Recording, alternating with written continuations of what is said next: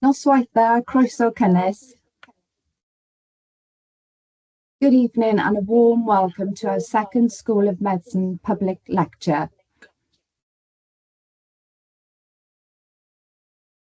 Oh geez, I seem to have an echo.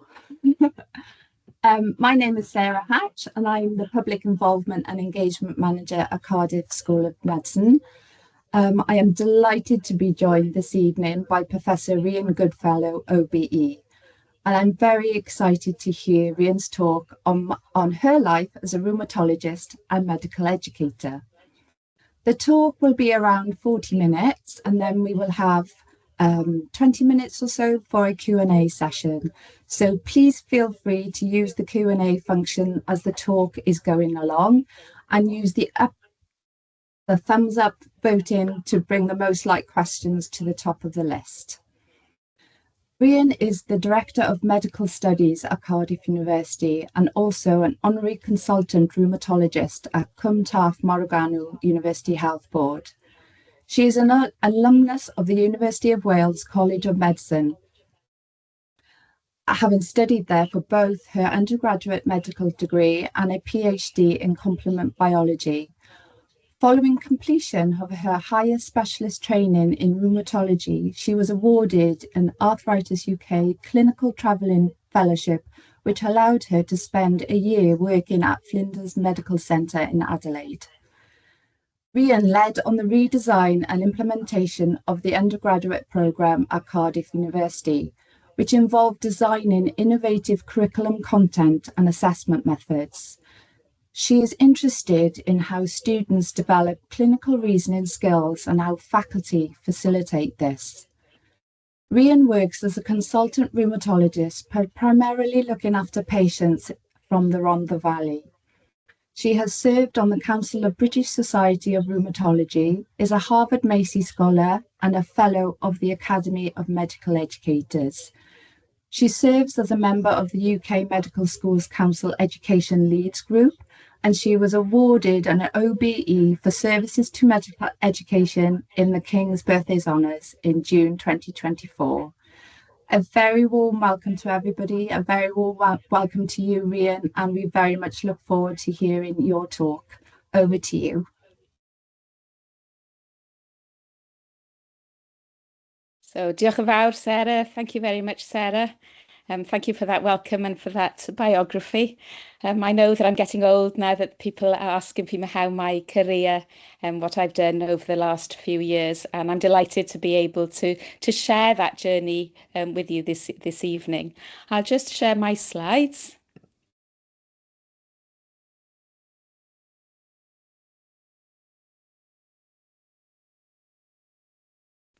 I hope that that's sharing now. So as Sarah said, I'm the current Director of Medical Studies, cyfarwyddwr astudiaethau meddygol here at the School of Medicine, Cardiff University, but spend my clinical time observing the population of the Rhondda Valley in Cwm Taf Morgannwg University Health Board. So as a good educator, I'm going to start with some aims that I hope that I will fulfill through this talk. So what I aim to do is to trace my journey through education, early clinical training to leadership in rheumatology and medical education, share some lessons learned over the last 25 years, yikes, of clinical practice, research and educational innovation as a consultant, highlight some advances in rheumatology, share the rewards and challenges of medical education, and hopefully offer some advice on how staying curious, adaptable, and gives a fulfilling career in medicine. So how do I balance the three facets of my job? How do I balance looking after the patients with rheumatoid arthritis and other rheumatological conditions up in the Rhondda Valley, together with making sure that we have a pipeline of medical students to become the future doctors for Wales, and also without forgetting that I do have a job at home to make sure that my family has a part of me too.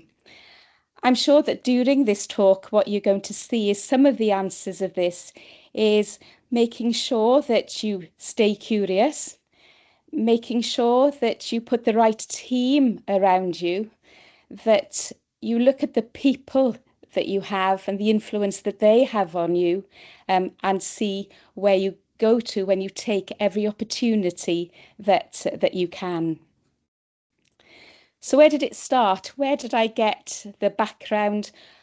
Who did I learn from first? Well, I grew up in Penarth, which is not too far from Cardiff, and I was the product of a general practitioner as a mum and a head teacher of a primary school as a father. And that was slightly unusual, that it was my mother that was the doctor as opposed to the father, if you're going back to a few stereotypes that were around at that time. Who had I benefited from? And I think that the people that I benefited from was my great grandfather. And my great grandfather, who hailed from the Swansea Valley and worked in the tin industry down there, decided that his children, therefore my grandmother and my great aunt, they deserved to go to higher education as much as the brothers did. So he was a pioneer there, saying actually education is for all. It doesn't matter whether you are male or female. I also benefited, and what makes me me is my Welshness, and I also benefited from the foresight of my grandparents. And my grandparents came to Cardiff from the Swansea Valley, both Welsh speakers, and they saw the benefit of keeping that tradition of Welsh medium education and being able to have education through the medium of Welsh. And they sent my mum and my aunt to what we call Ysgol Fore Sadwrn, so the school that happened on a Saturday morning. And there were a handful of those who went to keep education and to keep the Welsh language alive in Cardiff. And now think of how many primary schools and secondary schools there are in Cardiff, all teaching through the medium of Welsh. And due to the really foresight of my grandparents and a group of other like-minded individuals who started things off small. And actually that's what we do. We start small, have that ambition and see things grow. I'm one of two girls, and both of us had equal opportunities and were really encouraged to do what we wanted to do within reason, and didn't have anything else but praise, encouragement by both mum and dad.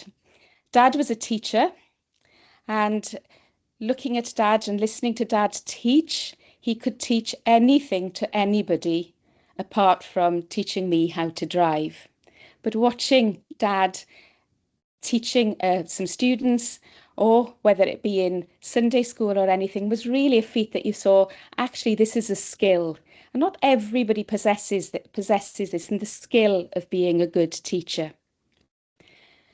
I went to school not far away from Penarth, but far enough that I had to go on the bus for an hour and a quarter in the morning. And for those of you in the audience that are from Cardiff and the surrounding areas, I used to go from Llanharry down to Penarth, or Penarth to Llanharry, without junction 33, 34 and 35 of the motorway. Llanharry was a Welsh medium comprehensive school. There weren't any Welsh medium comprehensive schools in Cardiff and the Vale of Glamorgan when I went to school, so I had to go off to Llanharry, and that was a fantastic education. I had friends that came from the Rhondda Valley, that came from Cardiff, Pontypridd, and over to Maes Teg and Ogmore. So therefore it was quite a feat at weekends if we wanted to get together, and very reliant on my parents and being taxis to take us to maintain our friendships. When in school, I think I took every opportunity that I could. I enjoyed all the sports, netball, hockey, running, anything. I enjoyed keeping fit. I enjoyed working in a team. And as is the tradition in many Welsh schools, I also enjoyed the musical side and performing and being in groups in the Eisteddfod. And again, these are skills that were just inherent in us that had been incredibly transferable over my career. I wasn't bad at my schoolwork. I enjoyed learning. I think I was rather an annoying pupil. I was curious, and I'm sure that my physics tutor in particular was fed up when I used to come and say, what would happen if we changed that constant by just one decimal place? What would happen to the world? What would happen if I did this?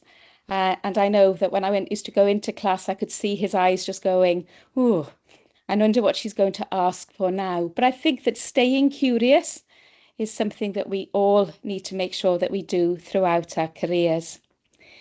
So it came to a time after I did my O levels, so showing how old I am, what was I going to do? Which path was I going to take? I really, really enjoyed languages, and that was my first love. I wanted to do languages, but as is the Welsh tradition, many people used to ask me, what are you going to do with that then? From a Welsh background, we're incredibly vocational. What are you going to do with that? And I really couldn't answer what I was going to do with that, even with going to a careers talk at school. So I thought again, and I thought, well, actually, what am I good at? What do I enjoy? And I knew that I wanted to do something where I could make an impact on people. I knew how fulfilling and rewarding making an impact on people was through mum and dad, even though that the way that I really measured making an impact was on the fact that mum and dad had 3 times the amount of Christmas presents under the Christmas tree than Meryl and I did. So I knew that they made such an impact on individuals, and I wanted to have that too. When I was looking at where to go to university, I did apply to go to Cambridge, and was encouraged to go there, but I didn't really have much help to go to Cambridge. I thought that they just wanted to see who I was, that we were all on the same level playing field. So I just turned up for my interview. I practiced a bit with mum and dad, but really hadn't gone to what exactly that they needed, what really was the starting line. So unfortunately didn't get in there. And I think some of the themes and what I learned by that will come back later on. But I did go to Cardiff. I had a place to come to Cardiff, and I graduated from the University Wales College of Medicine, Coleg Meddygaeth Prifysgol Cymru. What I learnt at Cardiff and what I got at Cardiff, a group of very like-minded individuals who've also gone on to serve patients and have done fantastic things in their respective careers. We were very like-minded. We came from very similar backgrounds and we had very similar morals and aspirations. I also met my husband, so you could say that was an advantage. And Neil is also obviously now a doctor, a surgeon working down in Morriston, serving that population. I must say I came to university curious, wanting to ask questions, wanting to improve myself. And I would admit that the first 2 years of university I found quite frustrating and difficult. We were sat in lectures from 9 till 5, going from one subject to the other, being really talked at. And it was up to us really to find out what we knew, what we didn't know. And that really frustrated me, that I couldn't ask questions, that I couldn't actually find out, well, why am I learning this? What's the importance of learning this? But as soon as I hit the 3rd year, my life at university was transformed, being in the clinical environment, putting my learning, putting my science in contexts, seeing why I was learning what I did and what skills I needed. I flew. I knew that this is what I really wanted to do, and I enjoyed every minute of my clinical career. And again, I'm sure that you'll see this theme when I talk about how I designed a curriculum, why I did what I did, and really, hopefully, what the science and the scholarship behind this is. Following my medical career, I went on to my foundation, and this is where people come in. How have people influenced me? What have I learned from people? Now, the three that you see in front of me here is Professor Reg Hall. He was the Professor of Medicine at Cardiff University when I became an F1. And what I learned from him was how to have the courage to apply for jobs, to have the courage and look at what my capabilities were and really go for things. Don't think, no, I'm not good enough for that job. If I wanted that job, well, go and try. What's the worst thing that could happen? I worked for this individual. This is Dr. John Henry Jones. He was a consultant physician at UHW, a very quiet, measured man. And what did he allow me to do? Well, he allowed me to flourish as a doctor, as a medical registrar. He allowed me to lead. He allowed me to learn. But he did this in a very quiet way. But I knew that he always had my back. He was so supportive and really was a fantastic safety net. And I really learned how to do this. And hopefully I've transferred some of those skills to people that I have mentored and that I have worked with over the last few years. And this gentleman here is Professor Brian Williams. Brian was the Professor of Rheumatology when I was a junior or as resident doctor. And one of my first rotations had rheumatology as one of the 6 jobs. When I first got that rotation, I was going to be an endocrinologist. It had a lot of diabetes in it. It had some endocrinology. And it had this 6 months of doing rheumatology, which was the part that I thought that I wouldn't enjoy. And I thought, oh, well, I'll do it. It's part of a good rotation. But really, I saw that the rheumatologists were quite happy people. They were good at their job. They enjoyed coming to work. But importantly, the patients. The patients, I had the balance of chronic disease. I got to know my patients. I got to see and look after them over time. But I also had the balance of when people were sick, they were extremely sick, and you really had to think hard and to look at actually what was going on. And most of my time then as an SHO or a registrar in rheumatology was looking at puzzles. What was wrong with this person? Everybody was usually stumped by the time that they asked the rheumatologist, and I love puzzles. I love problem solving. And Brian took an interest in my career and signposted me as to what I should do when I was looking for a career in rheumatology.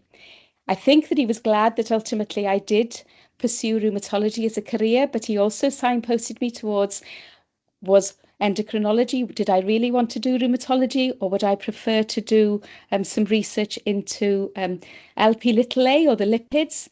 But I decided that actually really the subject that I really had enjoyed through my undergraduate and now postgraduate career was rheumatology, and I had some doors opened. And the one thing that I did then was I had an opportunity to compete for an Arthritis Research UK clinical fellowship. And my clinical fellowship was in the effect of complement regulatory molecules in the progression of experimental arthritis. And during my time, my 3 years doing this PhD, I met some inspirational people that I now call friends. So I first met Professor Anwen Williams. Anwen was the postdoc in the department, and Anwen really taught me how to do science, how to answer the correct question, how to look for the correct answer. And Anwen and I are still friends now. Professor Paul Morgan was my supervisor. Paul showed me exactly what you can do when you're passionate about a subject, and taught me again how to do science and how to look for the correct questions to get, hopefully, the correct answers. Professor Borisevich here was the Professor of Medicine when I was doing my research. He came to Cardiff in 1991. He was a Cardiff graduate, but had gone to Imperial and London to do his PhD. And he was one of the most knowledgeable individuals that I have ever met. He was well read, and you'd often find Boris in the library reading always again showing that you need to continuously improve yourself and improve your knowledge, however bright you are. However, he was an extremely humble individual and was also, when you were on call with him as the MedReg, would ring you up. How are the patients, Rhian? Is there anything that I can do to help? So again, the balance of science, humility, and the patients. And Professor Boris went on to be then left Cardiff to go back up to Imperial and then become one of the Vice Chancellors of Cambridge University, a truly inspirational individual. And I'm sure that those of you in the audience who also learned from him would agree with me there. I also, well, didn't meet, but I was there working with Tom. I was doing the humoral immunity side and Tom was doing the cell-mediated immunity. Tom was also a research fellow. He was the lecturer in rheumatology. And Tom has also gone on to do great things. And you could say that over the last few years, medical education in Wales has been ruled or directed by rheumatologists, as Tom is now the medical director of HEIW, having been the Dean of Postgraduate Studies in Wales. When I was doing my research, I also had the opportunity of continuing my clinical practice. And really, these are the types of individuals who would come in to see me. And I'm sure that when some of you think of the word rheumatoid arthritis or patients with this condition, this is what you think of. Individuals who have quite significantly deforming arthritis, which gives characteristic problems and a great deal of disability. However, now if my patients end up with hands like this, I feel that I have failed. I haven't done things right. And really looking at these three pairs of hands, this will soon be a disease of the past. And why is this so? And I think that, again, looking at this is another, we used to do a lot of clinics with our surgeons, and this showing sort of an operative specimen of actually what was wrong with this joint. So you see all this gubbins, all these abnormal tissue here, the results of long-term inflammation. We see this very rarely now. We used to do a monthly clinic with our orthopedic hand surgeons. I can actually count on one hand how many people I've referred to the hand surgeons in the last 5 years. Why has this happened? It's happened because we have a much, much better understanding now of the pathogenesis of rheumatoid arthritis, what actually causes it, what's happening in this joint. And I really use this picture quite a bit. It shows that in the rheumatoid joint that you've actually got all the features of the immune system all working together in overdrive, causing this inflammation. Central to it is the CD4 or the CD4 helper T cell, but you can see that there are many messages being sent to recruit other elements of the immune system, the macrophages, the plasma cells, other T helper cells, all happening in the rheumatoid joint. And what is the consequence of all this happening? Well, the consequence of what happens here is that you get damage in the joint and erosion of bone and cartilage. So if we know a little bit more of what's happening in that joint, we've got the capability now of saying, well, actually, how can we treat it? What can we switch off? When I was an SHO, we used to do what we would call the gold clinic. That's what we were using to treat rheumatoid arthritis, injections of gold or another medication called penicillamine. I don't think that I've prescribed this in over 30 years. So what has revolutionized the treatment of rheumatoid arthritis during my time as a consultant rheumatologist? Well, the first thing that's made a significant difference is this molecule, and this is the drug methotrexate. Methotrexate was first used as a cancer chemotherapy and is still used as a cancer chemotherapy. It works by inhibiting molecules which, well, dihydrofolate reductase, which is important in cell division. So exactly when you're using it in cancer chemotherapy, stopping cells from dividing. And that again is what we do in rheumatoid arthritis, trying to stop cells from dividing. And these are, you can see from the dates of some of these papers when these first came to use in rheumatoid arthritis. So methotrexate was first used after I had qualified. And this paper showed the efficacy of low-dose methotrexate in rheumatoid arthritis. By the time that I was doing my PhD, we were using methotrexate a lot more, and we were having excellent results. And I had the opportunity not only to look at complement biology, but Anwen was looking into a lot of, well, actually, we're using methotrexate, we're using it either orally or by injection. Are there different ways of administering methotrexate? And we were looking at liposomes. Was this a better way of delivering methotrexate into joints? The other thing that happened during my research time is that we were looking at, well, actually, in addition to looking at cell division, how else does methotrexate work? You might see that in the previous diagram that I showed that there were messenger molecules between the cells, and some of these messenger molecules were what we would call cytokines.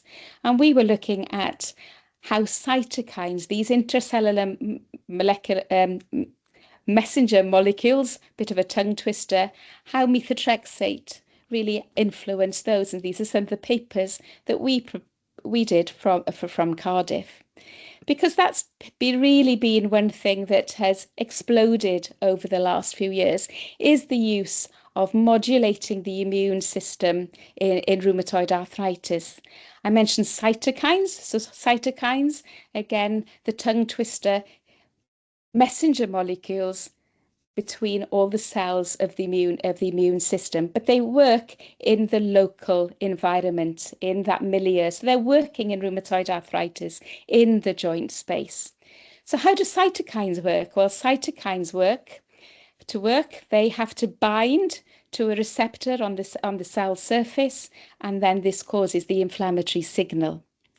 So therefore, if you're thinking, well, how can I stop this from happening? How, therefore, can I design some potential treatments? How can we do that? Well, we can do it either by neutralizing the cytokines. How can we neutralize cytokines? We can neutralize them by using monoclonal antibodies. So this binding to the cytokine in the fluid, the cytokine therefore cannot dock into its receptor, no signal, no inflammation. We can also inject some soluble receptors. So therefore, the soluble receptor not bound to the cell surface, so cannot signal inflammation gone. An alternative way is looking at receptor blockade, so actually giving a monoclonal antibody against the receptor, or putting a receptor antagonist into the receptor. Again, no signal, a potential way of treating. Or for every action, there's an equal and opposite reaction, preferentially activate the anti-inflammatory pathways. And cytokine biology, not only in rheumatoid arthritis, but in other inflammatory diseases, for example, inflammatory bowel disease, and now mainline treatment. Going back 10 years, 10, 15 years, you'd saying that these are new treatments. They are now standard treatments. But which cytokines do we inhibit? And the first cytokine that we inhibit was this little molecule called tumor necrosis factor.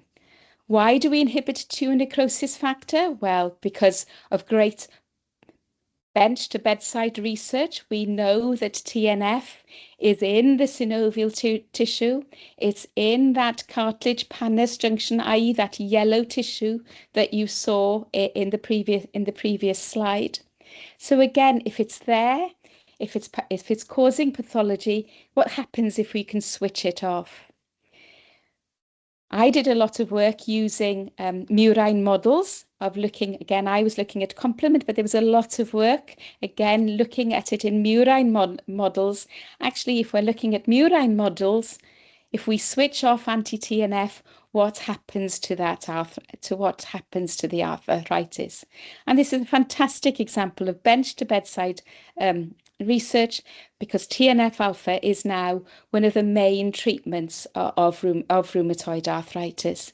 And when they first started, infliximab, which was the monoclonal antibody that you inject, that mops it up, stops it from docking onto its receptor, was one of the first anti-TNF agents, and etanercept was the second, a slightly different molecule.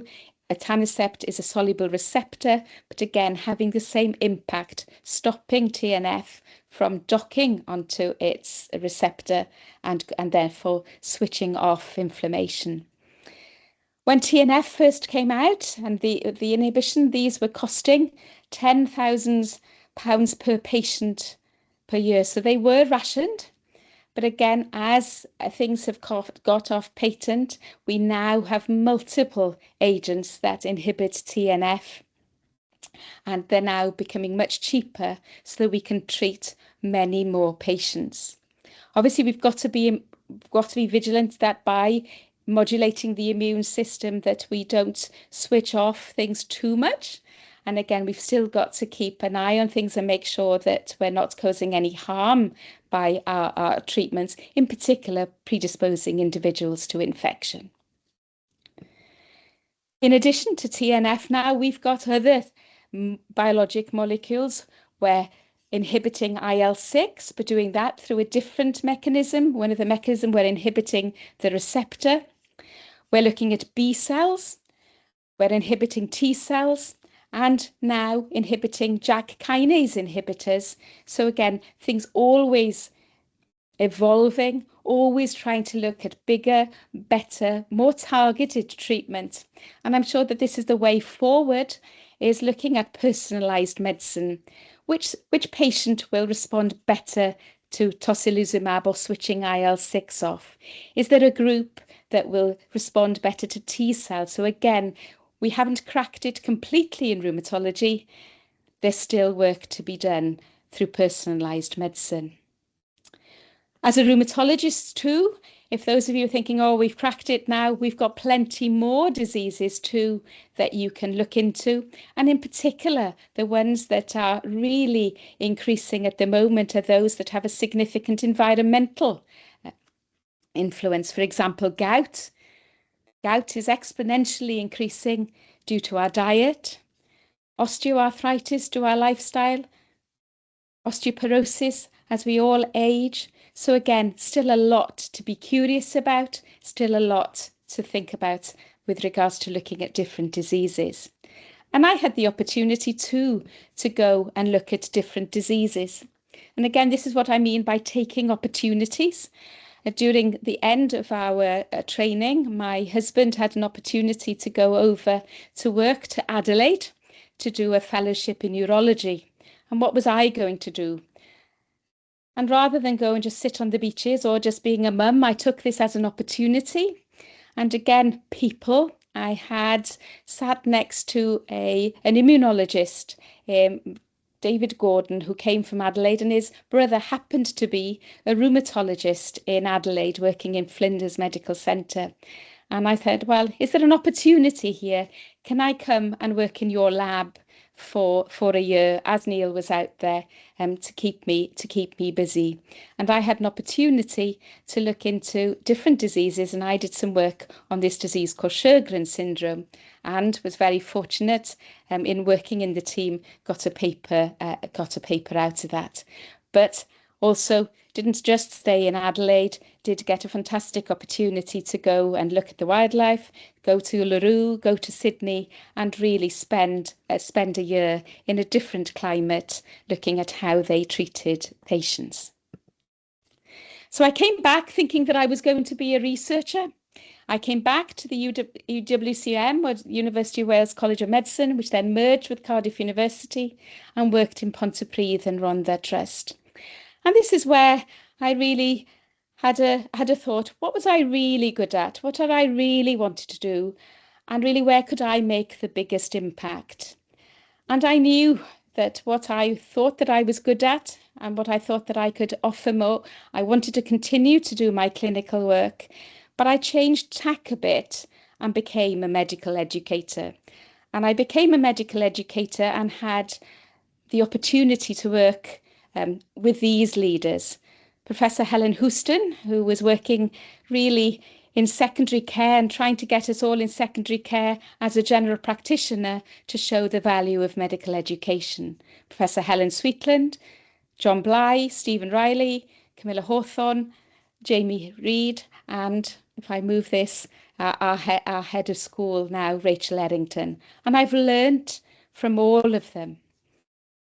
And as Sarah said, one thing that I have done is that I, together with Professor Riley, was instrumental in looking at how can we change the curriculum at Cardiff. And this is what we did. Looking at our mission and vision, this is what we wanted to do. Facilitate within a clinical context the learning of science, clinical skills and professionalism, to allow the application of evidence-based practice and the delivery of excellent patient-centred care. We wanted to attract, produce and retain the best doctors for Wales and to produce great clinicians who understand people and the environment in which we live. We wanted graduates who can confidently engage with uncertainty by integrating knowledge and practice to deliver excellent patient care. We want our clinicians to be skillful diagnosticians who are good scientists, but again, put the patient and family first. And again, we want them to make sure that they are competent, confident F1 doctors who are also inquisitive, thirsty for knowledge, have the capacity with the correct nurturing to transform into any specialty doctor. And in putting this talk together, I thought, is this still what we want to do if I was doing this again? Is this what we want to do? And I would say a resounding yes, this is still what we want to do. I perhaps would now, in this day and age, rather than say excellent clinicians, would say excellent doctors, because I think we have to look after our profession. I think we have to preserve our identity. There is no doubt that we cannot work in isolation. We have to work in our multidisciplinary teams, but all of us as disciplines have to be proud of our profession. Nurses have to be proud of their profession. Doctors have to be proud of their profession, but we all have to work together. And this is our curriculum. Again, if you're ever around in the School of Medicine, you see this picture everywhere and showing the science, showing working in practice, and where have I used some of the things that I found difficult when I was in medical school. I wanted to be curious. I wanted to ask questions. I wanted to discuss things. That's how I learn. And this is how we deliver the curriculum in year one, with facilitated sessions that students can ask questions, that they can remain curious, but putting it in context and anchoring it in clinical practice. We have to show our students what life is like working in the current NHS, and they have to spend time working there in the clinical environment, working with patients, learning from them. Wales is a unique place. And again, we've got to look at what have we got in Wales that we can offer. We've got the whole of Wales as our classroom, so we can expose our students to tertiary centres, more rural centres, urban centres, post-industrialised areas, and we can learn from all of these areas. And we can put things that happen across the world into Wales. And this is one thing that we do. We have established a longitudinal integrated clerkship. So we've taken lessons from people in North Ontario, in the Basque Country, in Adelaide and Flinders, to really embed this and show actually Wales can compete on the world stage when it comes to medical education. And what we do with a cohort of students is that we put them in more rural areas, have to date put them in Aberystwyth and in Bangor, so that they spend a whole year in that community, serving that community and seeing patients over time. Now, with the establishment of Bangor University, we will be moving our LICs to the Welsh borders and continuing a different model in Aberystwyth. And we have the language. As I said, the language is really important to me, and we have to use the language both for our native Welsh speakers. We have to give our native Welsh speakers the opportunity to practice through the medium of Welsh, to develop their skills. If my grandparents hadn't sent my mother to school, would we have as many Welsh medium schools in Cardiff? So why can't we teach through the medium of Welsh, and do this for our medical students? But we need also to show what the language can do for others and how transferable knowing what working in a bilingual nation is for everybody that comes to Cardiff. And I hope that our curriculum, not only does it change knowledge, but there is a great curriculum that gives students the opportunity to change and make them who they are. And that depends on having the good students. And again, we're very, very fortunate of the students that we have. Really, that's all we have to do as facilitators and teachers is allow them to grow, put the right ingredients in place so that they grow. But we do have a duty for being a Welsh medical student school to make sure that we give opportunities to our Welsh school students to come to Cardiff, to open those doors so that they can come to study medicine. I hope in opening the doors that they want to come to Cardiff.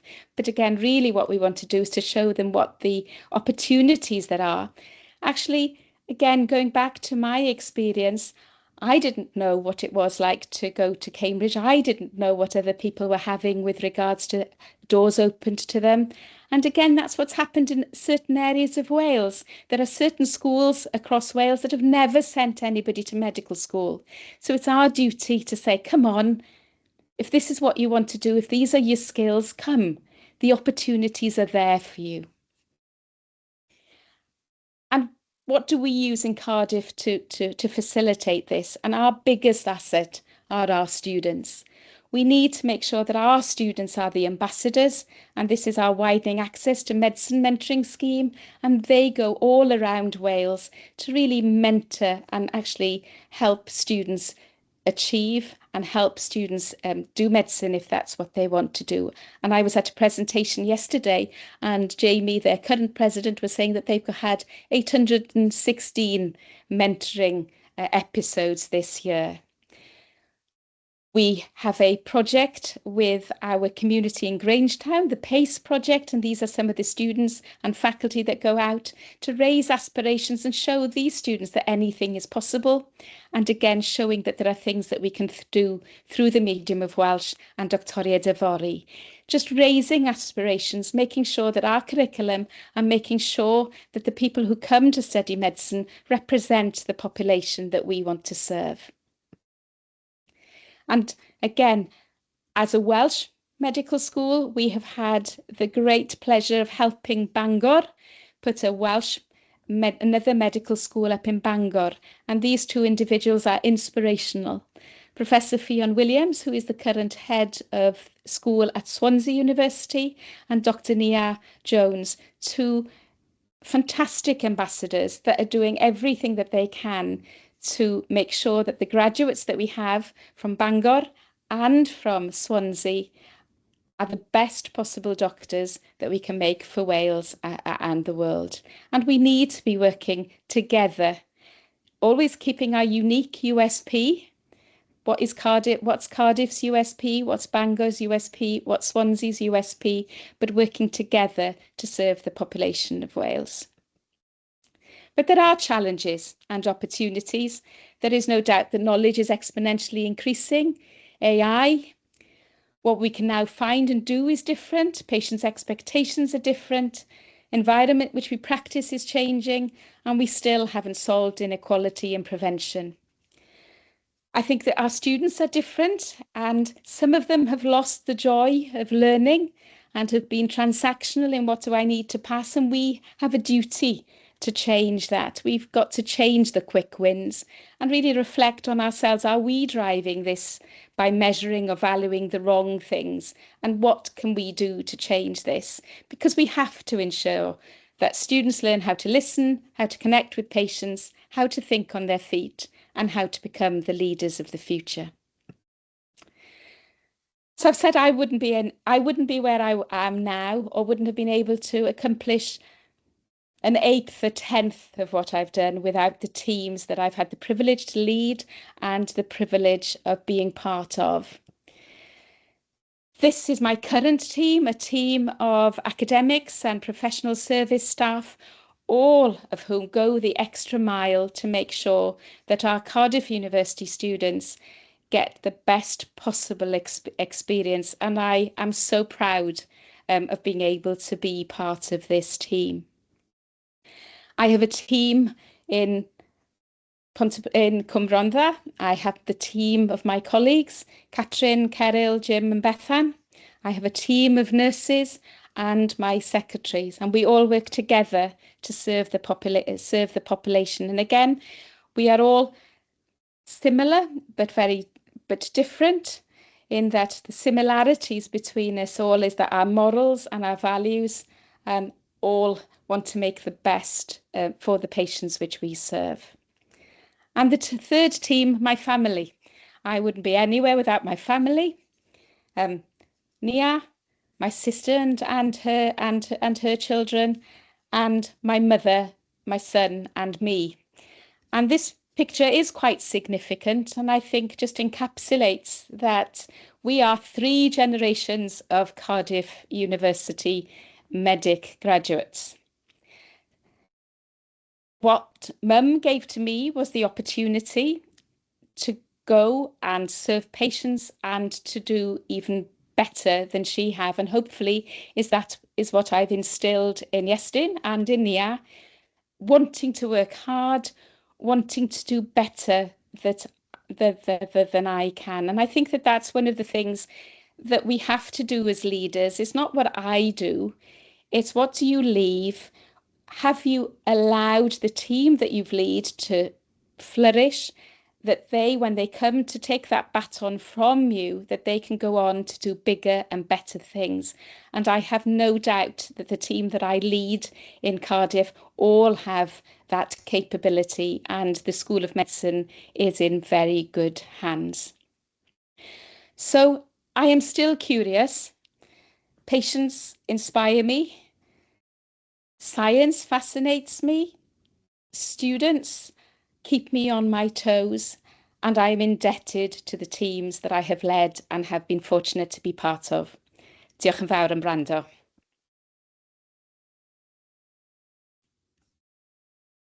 Wow, thank you, Rhian. That was wonderful. Such a fascinating talk, taking us through your career and life so far. Thank you so much for sharing. Really thoroughly enjoyed it. Right, now to our lovely, wonderful listeners. If you do have any questions, please put them in the Q&A function, and we can start posing them to Rhian.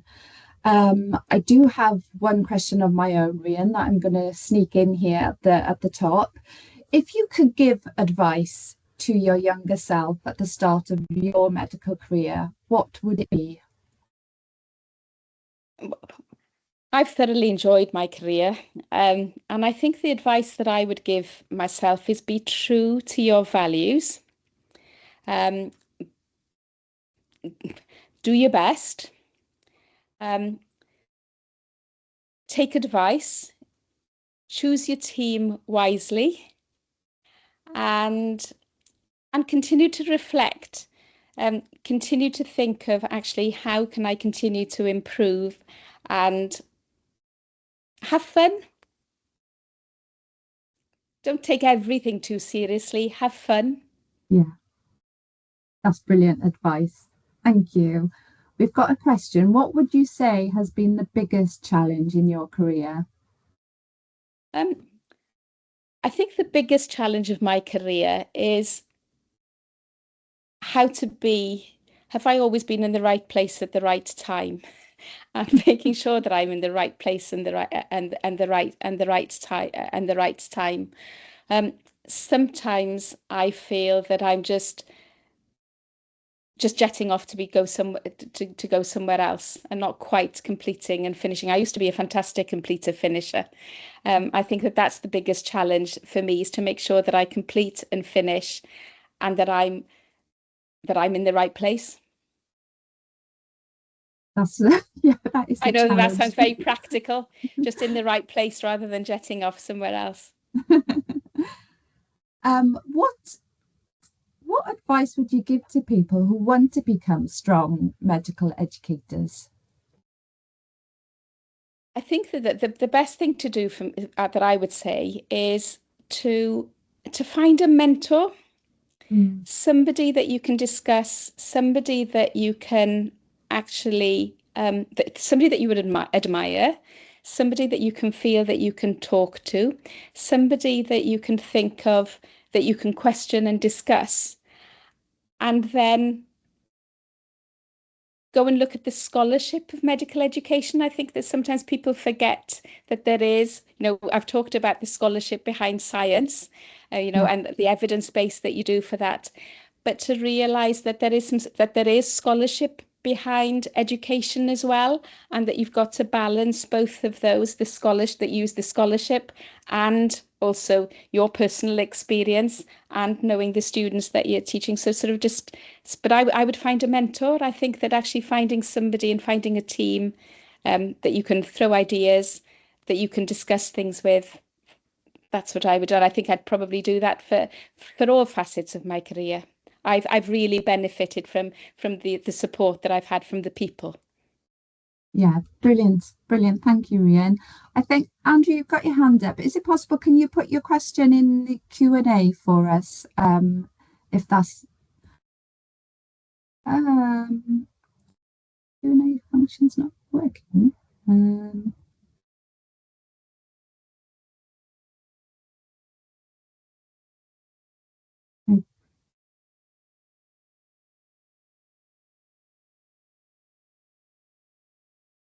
Andrew, I've allowed your mic. Do you want to ask your question? Hello, Rhian. Your speech has been absolutely wonderful.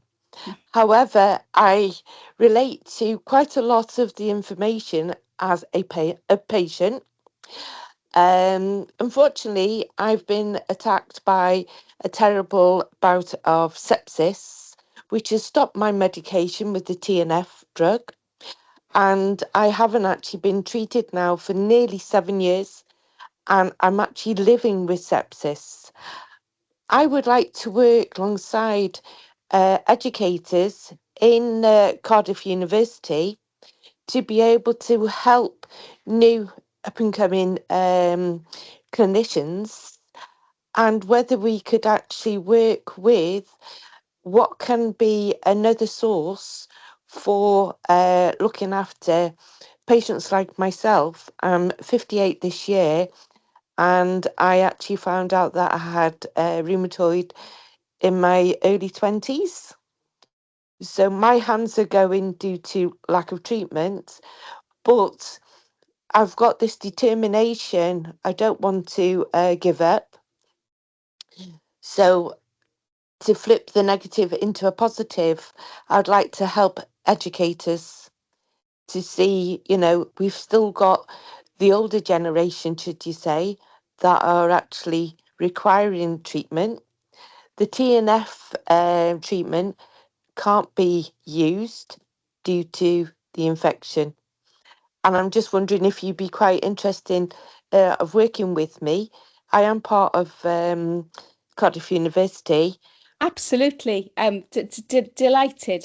As we've said, learning from patients is one of the powerful things that the most powerful things that students can do. So yes, please drop me a line, and we can see what we can do. I'm sure that we can work together. Be delighted.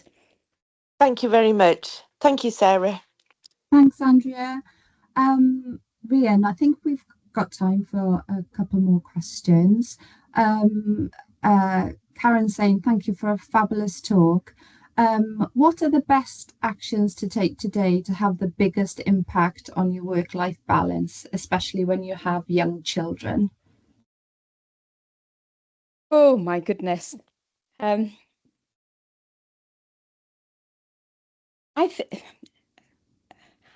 sure that the best people to answer that for me would be my two children. You know, do you think that Mum's got it right? What would you have done differently? Because I can reflect on what my mum did, and I must say, one of the questions when I went to university, I'm not going to tell you which university it was.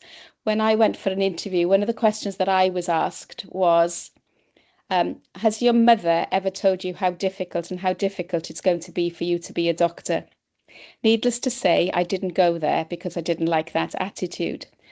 And I reflected on that because I thought, well, actually, if mum is finding it really difficult, she's really hidden it very well from me because I think that I've had a great upbringing. I've been able to do what I want, with reference, they picked me up from netball practice from this. So I reflected on that. I think that you have to make sure that you have your work-life balance right. And I think you do have to be disciplined, and it's not easy. Especially now with things like phones and seeing your emails go up and working. And I think that you've got to realize that you do have to switch off, and that isn't being weak, and you shouldn't be comparing yourselves with others and thinking, oh, they're working at 3, 4 o'clock in the morning. No, you don't know what's happening to other people.